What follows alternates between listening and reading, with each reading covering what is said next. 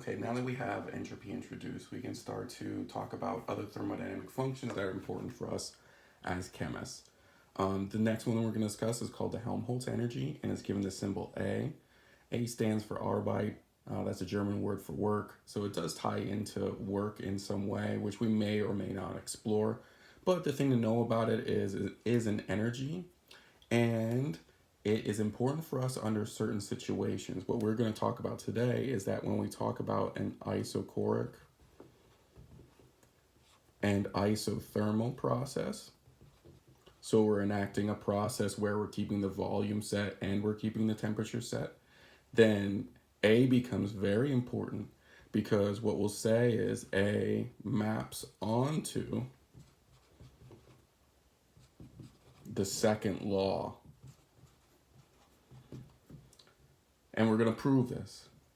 If A becomes or is related to the second law for these processes, right, then that means that A can predict spontaneity for isochoric and isothermal processes, but only for these processes.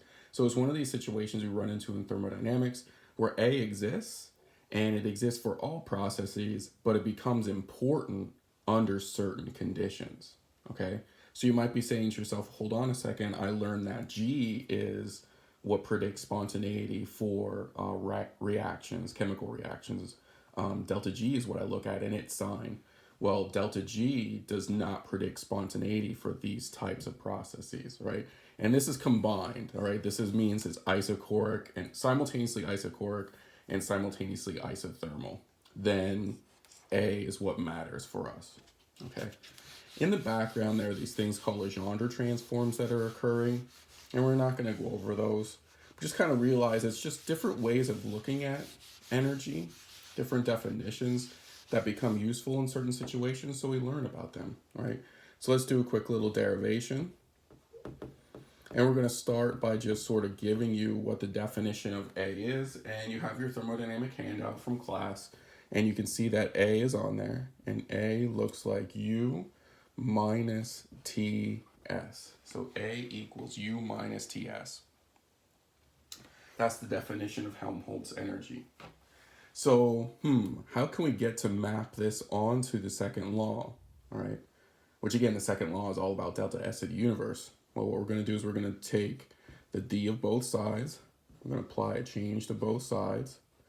When I do a D here, remember that I'm going to have to use the product rule. So it's going to look like T ds minus S dt.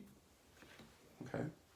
Now, this is dA for any type of process, just by its definition. But now we're going to start to use our keywords.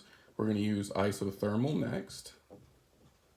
Oh, let's just remind ourselves that this is isothermal and isochoric. That's when A becomes important for us. So isothermal tells us that the dt term in this expression is going to go away. So we're going to use that keyword here, all right? And isochoric we really can't use quite yet, but we'll see how it plays a role in a second, all right? So we now have this going to 0. I'm just going to change things up a bit. I'm also going to divide through by T, and we'll see why in a second.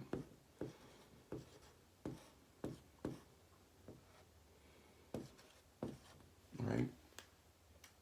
So what we're left with here now is this expression. And this actually is the second law. Now, here's where it gets a little bit sort of tricky and when we have to kind of think about it. How is this the second law of thermodynamics? Well, it's interesting. We do see a ds. And remember, when there's no subscript under the ds, then what we have is a situation where we know that this is ds for the system. Okay?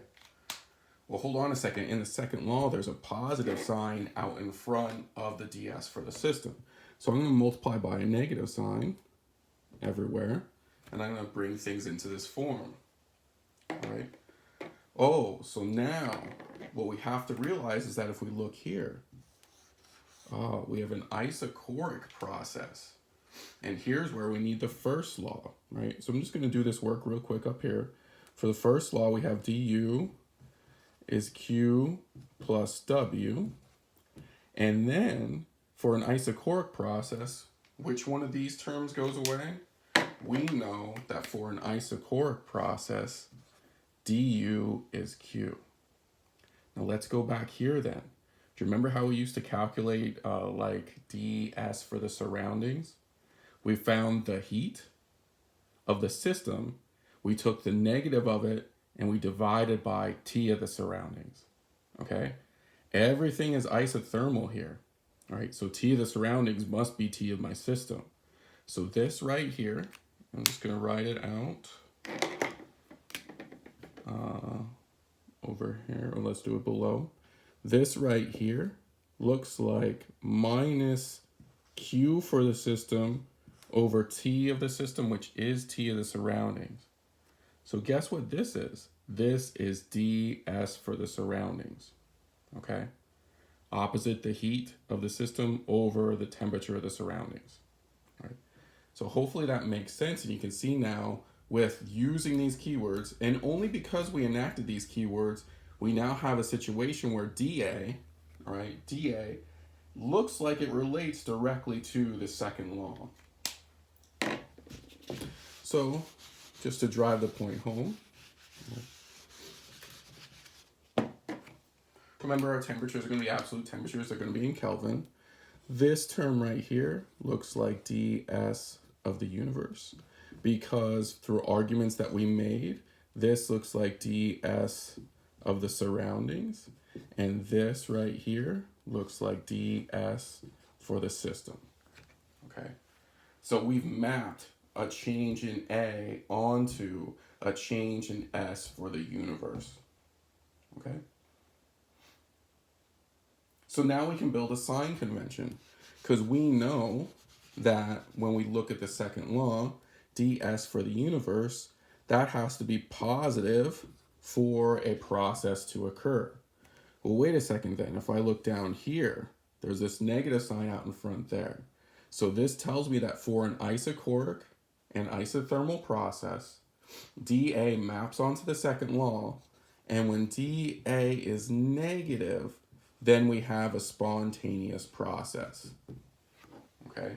Because you have to account for this negative sign. How do you get a positive over here? This dA has to be negative, so it cancels with that negative and you get the positive, right? We also know that delta S for the universe, or ds for the universe, could be 0 for a process at equilibrium. So then at equilibrium, dA is going to be equal to 0. Because how do I get a 0 over here if this is the same thing? Well, this has to be equal to 0, because it's not like my temperature can do anything to get me exactly 0. We do know that ds of the universe can be negative, but it's not really negative, right? If we ever get ds universe to be negative, then that means that the reverse process is spontaneous. Well, how do I make the reverse process spontaneous here? Well, the negative's already there, so if I keep dA positive, then that builds my sign convention, right? If dA is positive, then the reverse process is spontaneous. Okay. So with this definition of Helmholtz energy, right?